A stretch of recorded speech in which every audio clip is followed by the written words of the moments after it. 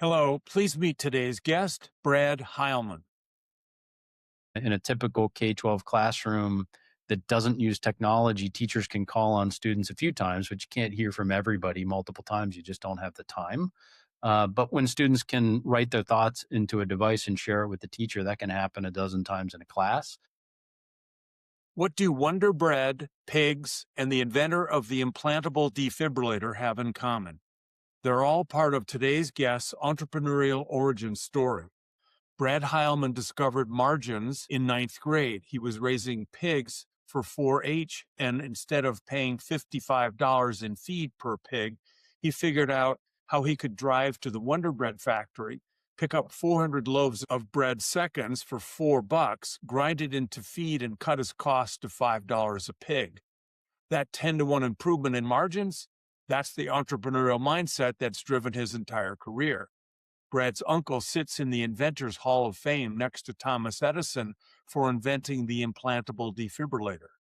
Innovation was just part of the family culture. Today, Brad is COO and co-founder of Exploros, an edtech platform that's collected over 300 million student responses and reached teachers in 20% of school districts across America. But here's what makes this conversation really fascinating. Brad is also an instructor in a martial arts lineage spanning 1,500 years, and he'll explain how defending yourself against the invisible, stress, self-doubt, the ceilings you put on yourself, is the real training that prepares you for the startup battlefield. So let's get into it. Hello, Brad, and welcome to the podcast. Hello, Jothy, and thanks for having me. Absolutely. Especially since we're neighbors, and it's like, I've been doing this for 2 years and I'm, it's like, wait, I should have done neighbors first. Hey, so where are you originally from? And I know where you live, but tell all of us, where are you originally from and where you live now? So I'm originally from Western Pennsylvania, in the sort of country area north of Pittsburgh, about 35 miles north of Pittsburgh, in a very rural area is where I grew up. And then I went to high school in Eastern Pennsylvania, and then I came up to the Boston area for college and have lived in many sort of areas around Boston, both in the city and in the suburbs. And we settled here in Wayland, Massachusetts, about a decade ago. And, across the bridge through the woods, to get to each other's houses, which is fun. You are right now, you're in the education space. You didn't just immediately go there. So, what other startups, what other companies have you been involved with and sort of that led you to this point? So I've been in the education space broadly for probably a little over 30 years at this point, specifically in the K-12 edtech education space for about that amount of time, and also in martial arts for about that amount of time in various forms where I've opened up my own schools or I've consulted with other schools. But going back before that, I think I've always just had a real interest in education in general. It hasn't always been an education component when it's come to sort of being entrepreneurial. I think I grew up with it. I had my dad is a doctor, but he had two brothers, one of which was an inventor of a certain kind of asphalt, which is kind of a remarkable material that doesn't break down. It actually, if we used it everywhere, there'd be a lot less potholes in the world. But he was always tinkering with that, and I would visit, and he would be coming up with different mixtures, and he was just very much of an inventor. And then his younger brother, my dad's next older brother, invented the implantable defibrillator, and so he's sitting in the Inventors Hall of Fame next to Edison. But it was always sort of part of the family culture to be innovative, I think, in some capacity. So I would say my first entrepreneurial experience was I was a 4-H'er. I raised pigs and steers and showed them at the county fair. And my brother and I started off with just one pig each and showed it at the fair. But we realized that there was an opportunity there, and we found this is kind of a funny thing about margins. So a pig eats about 550 pounds of food to get to market weight, which is 220 pounds. And when you go to the feed store, it's $10 a bag for 100 pounds. This was, I'm dating myself for how cheap feed was at the time, but it would be $55 to buy the amount of food that it would cost to get your pig to market. But we discovered that you could go to the Wonder Bread factory and buy Wonder Bread seconds for 400 loaves for $4. And we would take a pickup truck down to the Wonder Bread factory, pick up an entire pickup truck load of bread for $4 and bring it back and grind it into our own feed. You had to supplement it with some various things, but we were able to basically feed on a per pig basis. Instead of paying $55, we paid about $5, which made for kind of a little bit of a cash cow when it came to raising pigs. And so Or a we did cash pig. yeah, exactly. We did that for a little while, and we also transitioned into bigger markets by raising steers, and that's what sort of started the bank account initially in terms of trying to fund some hobbies and things like that. But I have to then ask a question about Wonder sure, Bread before you move on. So, Wonder Bread doesn't strike me as being, I know you said you added things to it, but it doesn't strike me as being particularly a nutritional, healthy right? food. Right. Well, it's a good question, and I don't know the makeup of Wonder Bread in the sort of mid 1980s, but I think it was better than it is today. That all being said, we had to lay it all out, have it dry into essentially like a crouton, and then grind it into a powder such that it matched with pig feed, and then we would augment that with a little bit of corn, a little bit of supplements, and things like that. Seemed to work. So I don't And know the why scientific did background on that, Jothy, but it worked out well.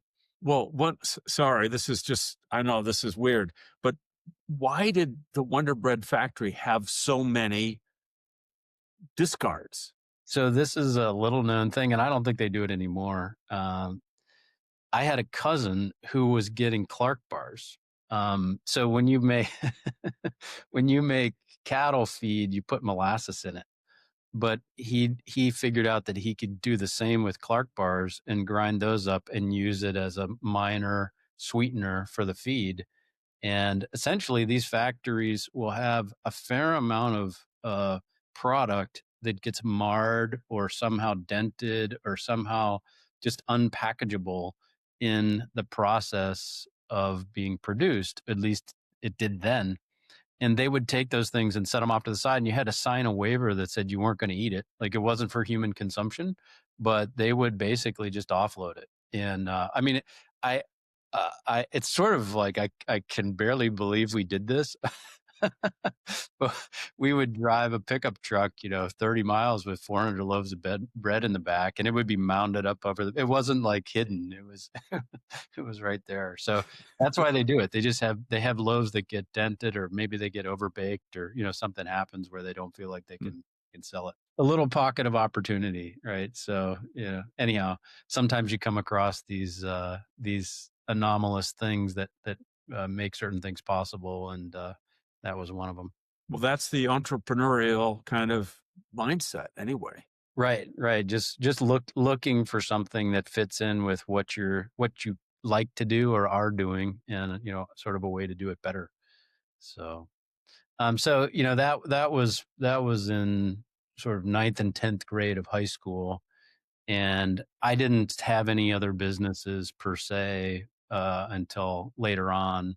But it's always sort of, I think I went into college thinking I was going to start a business at some point. It just wasn't. I was focused on academics after that until I finished up my graduate degree. I guess to get to where I am today, I went to school for an engineering degree in mechanical engineering. And I went to a specific university where there was a lot of opportunity. I had It was here in Boston. I went to Tufts University, and at the time, I had an advisor who was a presidential young investigator, which meant that he could get whatever grant money we got matched by the National Science Foundation predominantly. And it meant that we had a lot of funding to play with.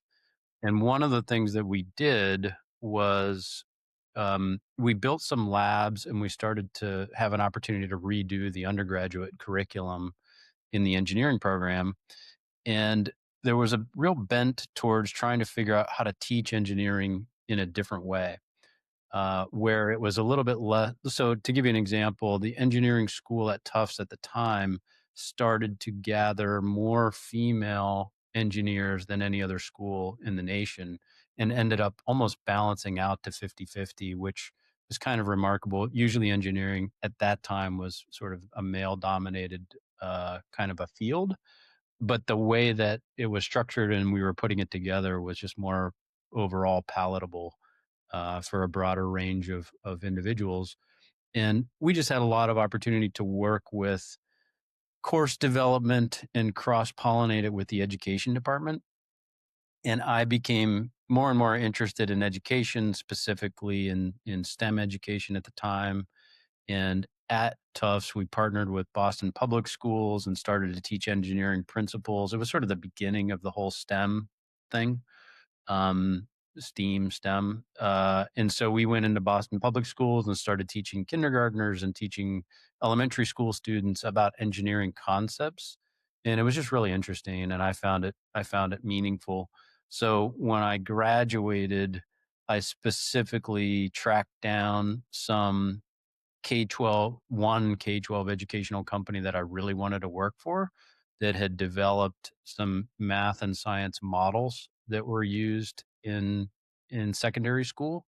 And I kind of worked my way into a job there. And that's how the K-12 component of my career got started.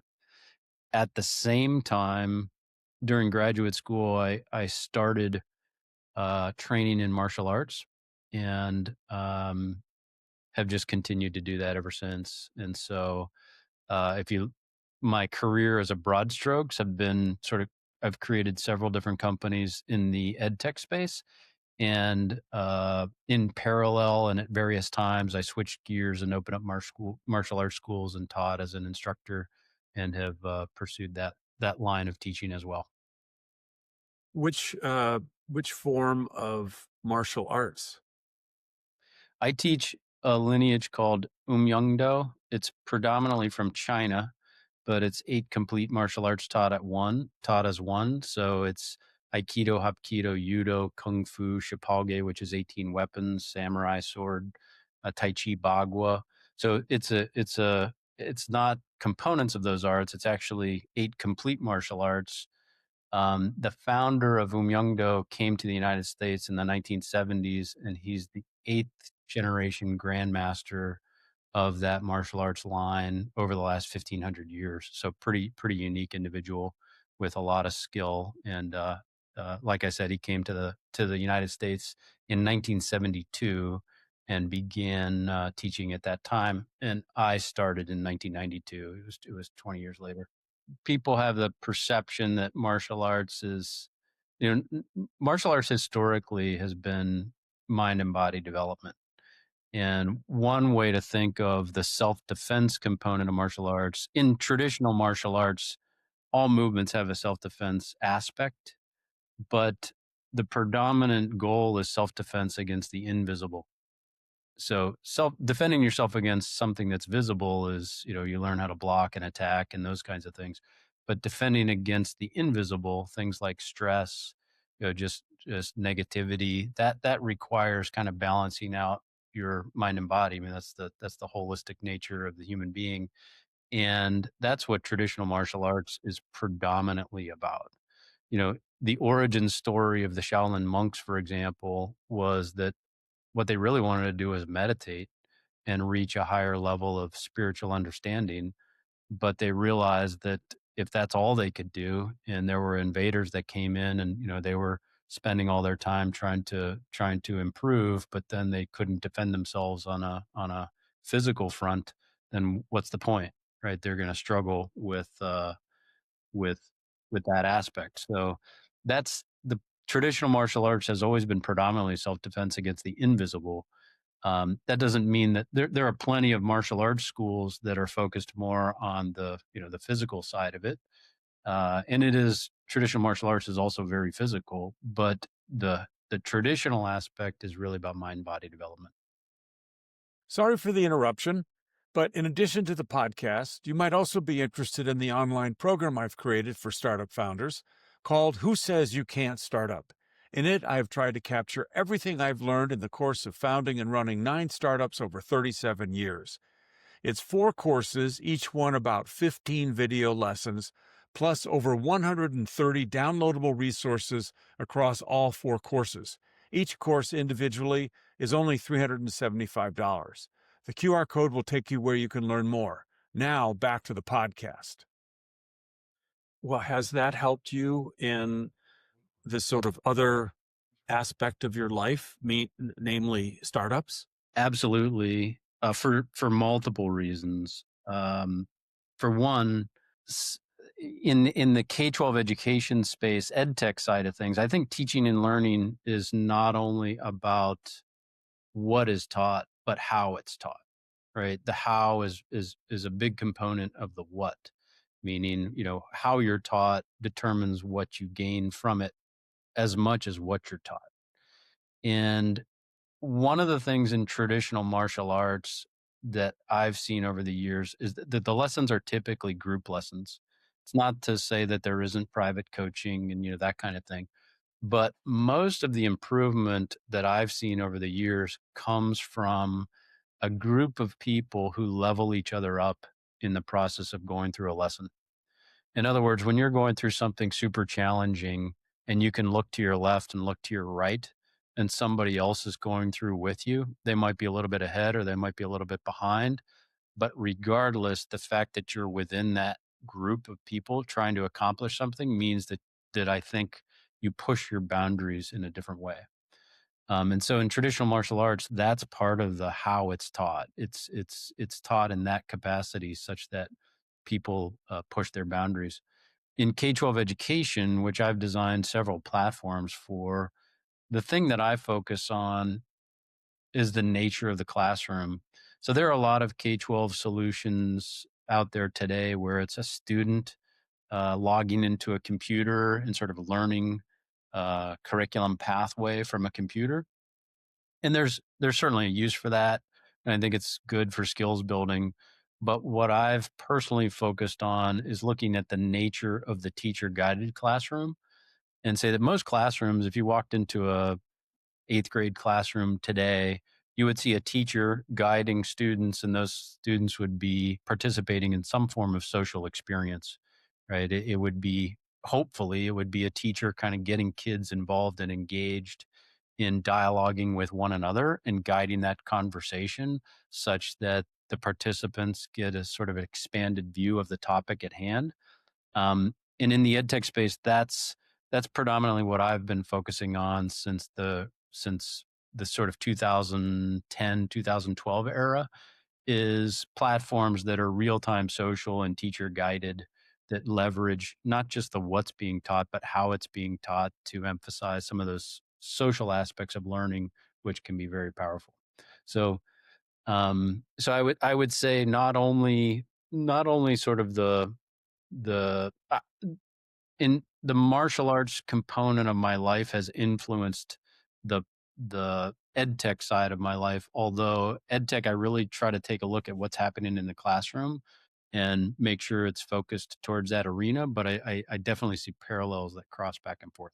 So, what's the name of the edtech startup that you're the COO of right now? So that's Exploros. And historically, I guess my career has always been in the designing of platforms. I sort of mentioned it before. So I designed Exploros. I founded it. I was a co-founder and a designer of it. I've been involved in several edtech platforms, going back to actually 1994. that company that I mentioned when I left uh, mechanical engineering and decided to go into K-12. Let me just back up and kind of walk through the progression there because I think it might provide a little bit of context. I I finished up my engineering degree. I went and became, I sort of worked my way into an organization that didn't have a job for me, which I think is a lesson for anybody that has a goal, right? Is don't be intimidated by the fact that there's not an opening. Go create an opening. In this case, they wanted to hire a CFO, and I was the furthest thing from a CFO, but I just wrote a letter and sort of wiggled my way into an interview, and at the end they were kind of puzzled and were like, uh, why did you interview for a position that we don't have?" And I just said, "Oh, I think you should create a position." So they did actually. They couldn't. The guy's is a little bit crazy, so let's try him out. And they started me on a halftime position, and within a couple of weeks, it became full time. And I was a teacher trainer, so I started off just flying around the United States, going to classroom after classroom and working with teachers using this particular educational software and getting a sense of the challenges and training teachers on how to implement in the classroom. And I did that for a few years, and then because of having sort of all that on the ground experience, I was able to participate in a revision of the whole platform and kind of an upgrade, sort of a platform 2.0. That platform actually was pretty interesting. It was the first textbook adoption for a digital product in the United States. The K-12 education space runs on these things called textbook adoptions, which one might think would have timed out by now, but it still occurs where states say, "Hey, we want a new version of our science. Here are our standards. This is what we want to teach." And then a handful of companies will jump into that process and build a solution. And once that's built, that often becomes sort of the go-to list for the state in terms of schools in that state purchasing that particular program. So we became the first digital textbook adoption in the US, and that was in 1996. It was early on in the digital space. We also became, just shortly after that, the first software as a service curriculum in the United States, which was insanely early because there was no internet. I mean, there was a rudimentary internet, but this was largely, I think, a statement by the state that said, "Hey, we want to start looking ahead and start to become a little bit more digitally savvy." And so we sort of began that process. That company, Apple was an investor in. It actually went public on NASDAQ. The founder of that company became um, a partner of mine in the founding of Exploros, which I'll get to in a little bit. But so that company was taken public on NASDAQ. Apple was an investor. We reached about 20% of the high schools in the United States. And it was all built on mathematical models of various things that you would study in school. So there was in the physics space in high school, obviously there's wave motion and one body motion and things like that, which are common when it comes to modeling.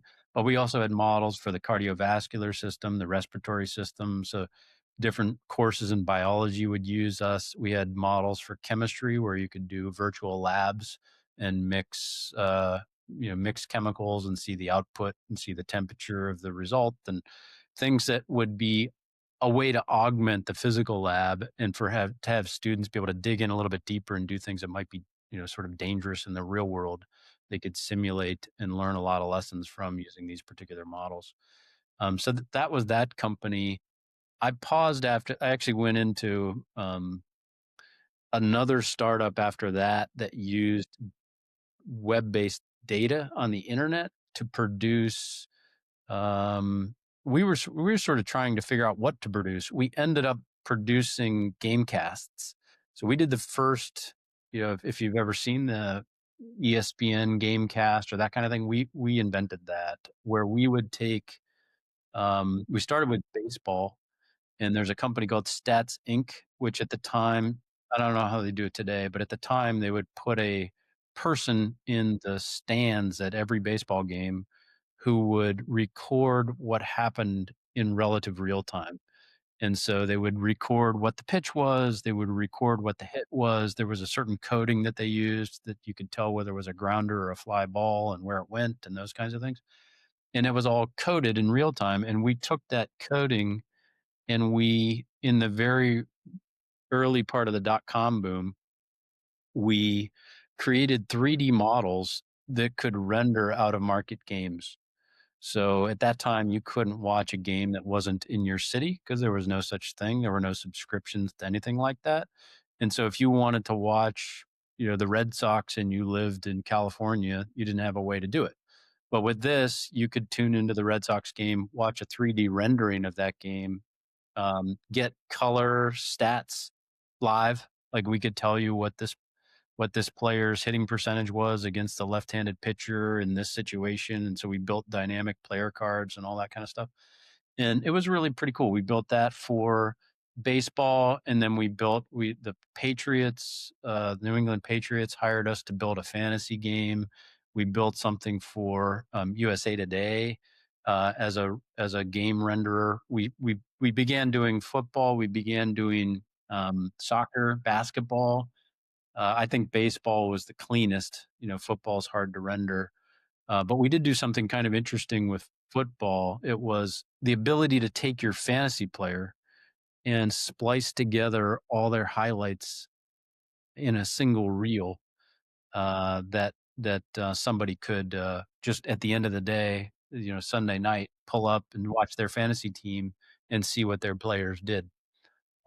We had a chance to present that to the commissioner of the NFL at the time, and he said, no way, which I think was because they license out their film to all the stations, and there was no way it was going to get merged together and worked with in that capacity. So that idea didn't fly, but that was an interesting time. It actually used the engine of the K-12 company that was a mathematical modeling company, and it used the engine in a different way just to do something in the sports space. After that, that company was actually doing quite well, and I had a bunch of stock. And this is a lesson, I think, and don't get too attached to the financial side, because the dot-com bust hit, and we had paying customers. It was a solid company with solid clients, but the whole market got swallowed up for the most part. I mean, obviously there were some big companies that made it, but we went down with the bust, and all my stock went to zero.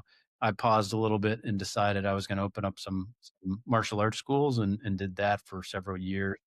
And then I came back to the edtech space a little bit later.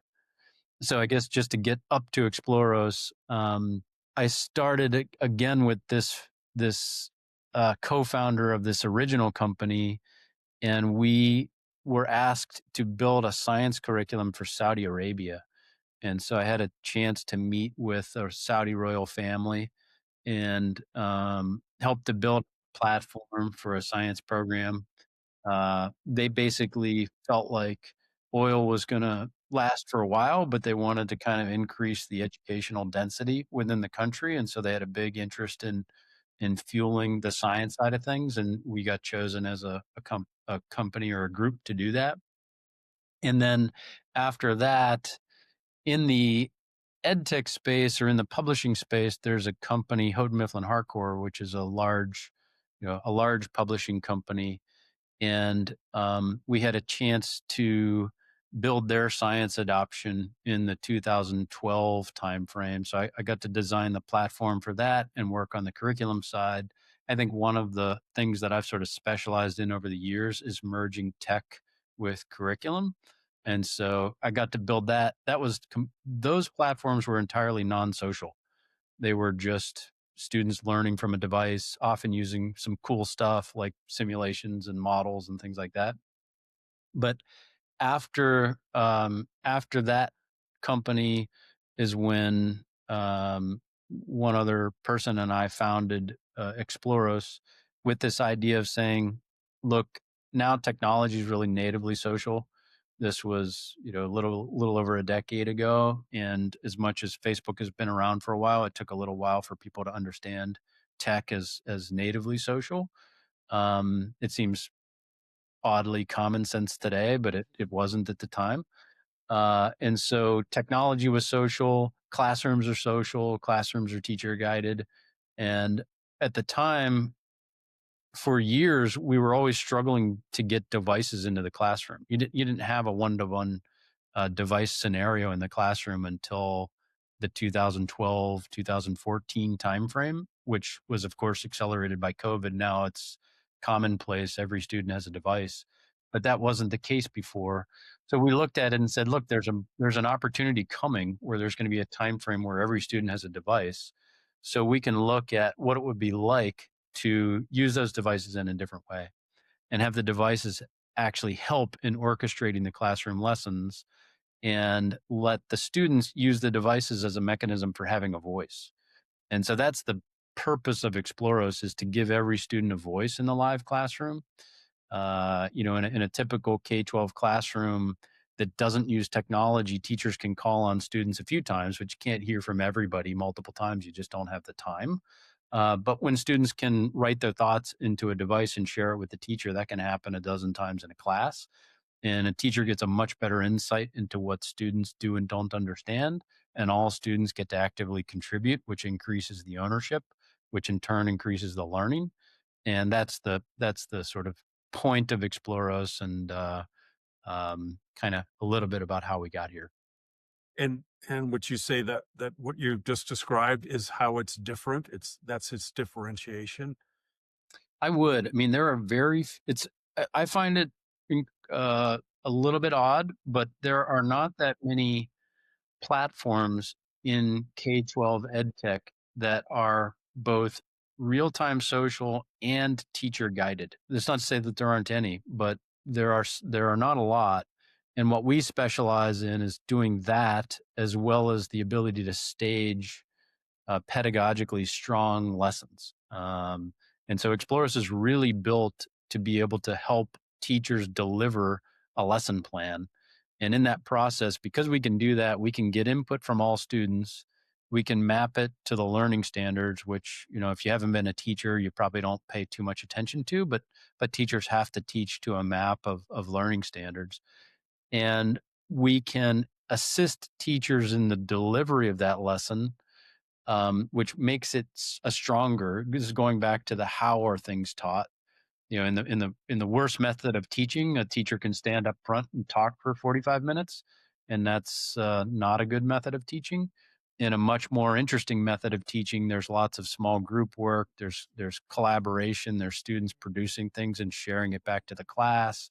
There's conversation. There's individual assessment. We orchestrate all of that, make it very simple for the teacher to deliver. And in the process, we gather lots and lots of data for understanding how it's going. So Exploris as a company to date is around 300 million student responses in context, meaning we know what learning standards the students were trying to address when they were responding. Not all of those responses are assessments. A lot of them are student projects, building graphic organizers, submitting drawings, those kinds of things. But the strength of Exploros is really threefold. One, student engagement. Two, simplifying teaching for a teacher. And three, providing visibility into that classroom such that both the teacher and those that are overseeing a district can improve their instruction over time. What would you say your installed base is like? Do you measure it by students or by teachers or by school districts or? Yeah, it's a great question. And it has to do with our sort of guerrilla attack on the market. I mean, when you design and build an enterprise platform as a startup, it's a little bit of a crazy thing to do. We just decided there was a need and we wanted to try to address it. So when we built Exploros, we decided we would make it free for teachers, and then there would be a tier where teachers would pay to have students. And we don't sell to teachers; we sell to school districts, but school districts would pay to add students. So from a distribution standpoint, we have publishing partners that use us as a platform to distribute their programs, and then we distribute programs directly. We actually have teachers, because we're free for teachers, we have teachers in about 20% of the districts in the United States. So we've got a pretty good reach on that front. But when it comes to paying customers, we have about 1 million paying students that are distributed across the United States, but we have concentration in certain market areas just based on where we're paying close attention to what's happening in the state. So, given all that, what would you say are still some of the biggest challenges in, K through 12 education today? Challenges in education or in selling in education, like in in the broader sense, what's the challenge for a student in K-12 today, or what's the Yeah. What, challenge for somebody trying to have a business in K-12 today? well, I was thinking essentially the kinds of challenges that would motivate you all to try to, expand your solution to meet that challenge. Sure, sure. The biggest, the number one biggest challenge today is student motivation. And we saw, so Gallup did a poll before the pandemic that was large. I think it was like 12,000 students. And they found that about 55% of students were what they called actively disengaged, meaning they didn't have touch points with teachers throughout the day. They were just kind of moving through school. That was pre-pandemic. And after the pandemic, that has not gotten any better. There was a lot of disassociation with, or sort of demotivation with school overall as part of the pandemic. And so that's problem number one that is you sort of universal, but is also part of our main focus of what we're trying to address. If you can have students feel like they're part of it, feel like they have a voice, then you automatically get a jump in impact. Problem number two in education, and you could flip flop these because they're highly related, but is teacher overload, which leads to lack of teacher confidence. The pandemic was brutal on this front because teachers were asked to become remote teachers immediately, which is, it's a whole different role. You can't just switch from being a face-to-face teacher to going remote and have it work. I mean, the idea that everything can take place over Zoom, for a classroom it just doesn't work. But that hasn't lessened to, obviously it's a lot better than it was during the pandemic, but there are so many asks of a teacher. They've got lots of emergent bilingual students, English as a second language students. They've got learning standards. They've got state testing. They've got lots of different things that are pulling them in different ways. And it's not like our teaching pool is lowering, right? There's big turnover. And so you just have a situation where there's been a challenge for teachers that has ended up being somewhat demoralizing. It's improving now, but it really has been challenging for a while. And so I think those are the two big things in education that I would call the main difficulties. Where a third thing, and I'm sort of talking to you about what the Exploros benefits are at the same time, but this is intentional. A third thing is that most classrooms are a black box. For an from an educational administrator standpoint, you have teachers in classrooms teaching, but you don't get to know how it goes until after the fact. And often it's way too far after the fact to do anything about it. And sure, you can do site visits and try to take a look and see what's happening, but that's a difficult thing to get right. And obviously, if you go and sit in on a class, you're changing the nature of it just by sitting in on it.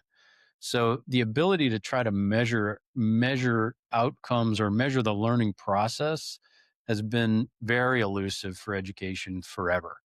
And it's largely because technology is sort of used supplementally. It's not used as a core. It's not used all the time, and therefore education has been traditionally hard to measure, which makes it hard to improve. And that's kind of a long game, right? That's going to take time, but that's certainly a difficulty when it comes to assisting those teachers that might be struggling. You don't know they're struggling until they get their results at the end of the year or the end of the quarter, and at that point, it's often too late in a sense. Hi, the podcast you are listening to is a companion to my recent book, Tech Startup Toolkit: How to Launch Strong and Exit Big. This is the book I wish I'd had, as I was founding and running 8 startups over 35 years. I tell the unvarnished truth about what went right and especially about what went wrong. You could get it from all the usual booksellers. I hope you like it. It's a true labor of love. Now back to the show. Is that like the most important thing on your roadmap to do this measuring and try to get feedback, real time? Is that like your next thing? We've been doing it all along. I think we work with Amazon, and we've worked with big sort of initiatives on the data front because the kinds of data that we have are really interesting. But it's a long process because you can gather the data, but that doesn't mean that somebody at the school district knows how to look at it or knows how to use it to improve things. So we've been gathering it all along. I think that data is the flip side of student engagement in our case, right? When students engage, we have a piece of digital portfolio that they can have, as well as uh, can be used for instructional improvement in the district. But the how to use it for improvement is a longer process, and we've been working on that for years. And yes, it's in our roadmap to continue to work on it. You'll find some districts that are highly motivated to dig into that information and see what they can do to improve, and some districts that are overwhelmed with higher order problems that are not in a position to dig into that, or they don't have the people with the right skill set to dig into it. So this may be a not very fair question, but because all startups are different and all markets that startups are in are different, but what do you think it takes to to succeed with a startup? You've had experience with a few different ones, so maybe it is a somewhat fair question. I would say you have to you have to love what you're doing. That's a cliche, but it's totally true because it's going to be a lot of hard work unless you get your timing just right and something takes off initially and de-risks it right out of the gate. My experience, more commonly, you you have something that you're good at, you have something that you love, and you embark on that. I would also add that it should be meaningful. This might be implied by the fact that you're good at it and you love at it, but you love it, but you should find it very meaningful, because I've been in a number of startups and they never go as you plan. I mean, for me, it's never gone as planned. And so you find yourself in a situation where um, it's various challenges show up, and you have to kind of grit it out and endure it. And as long as you love what you're doing and you find meaning in it, then that's a good path. If it's not that way, then I think fold it up and go find something else. And I would say Yeah, also it's pretty important to be comfortable wearing lots of hats, because you're going to wear a lot of hats. I get a kick um, at looking at you put your business model, you put your business deck together, and you put your financial model together, and you bank that, and you look at it a year later, and you're like, okay, like it's definitely worth doing, right? You have to have a roadmap, but just don't get too attached to it. there's a topic I always like to talk about with startup people, which is which is grit. And if you define grit in terms of words like resilience and stick to itedness and uh, drive and risk taking, and I would also make sure to put in there courage. Um, in this short conversation that we've had, it's obvious that that you, like every other startup founder I've ever met, has a lot of grit. But no two people have the same story about where their grit comes from, and that's what I would love to know in your case. That's a good question. I think to some degree, the work ethic side was something I grew up with. I just saw a good work ethic, and it was around me within my family structure. I had a broad family structure growing up, and generally speaking, people were hard workers. So that is something I think I kind of inherited and felt the rewards of. I will say that the martial arts training was um, very challenging at times. Hours and hours and hours of training, going through sort of very difficult things, and the process of doing that lifts the ceilings that you put on yourself. I mean, I think we do this just as human beings all the time. Is we'll cap what we think we can do, but if you can break that cap, then good things can happen. So that training certainly helped me out. The other thing I would say is that one of my the a co-founder of Exploros had that grit too. And so, sometimes you need to draft off somebody else when you're slowing down a little bit, or you have somebody who can serve as an example. And so he had a certain type of courage that I would draft off of, and I had a certain kind of um, courage that he would draft off of. And I think that's an important piece too. If you can do it, it's nice to have a small team and not necessarily try to go it alone entirely. Yeah, you never know when that opportunity is just going to land on their lap. Right, right, Right. right. Well, Brad, thank you very much. This is about the right length episode that I aim for, and we covered a lot of ground.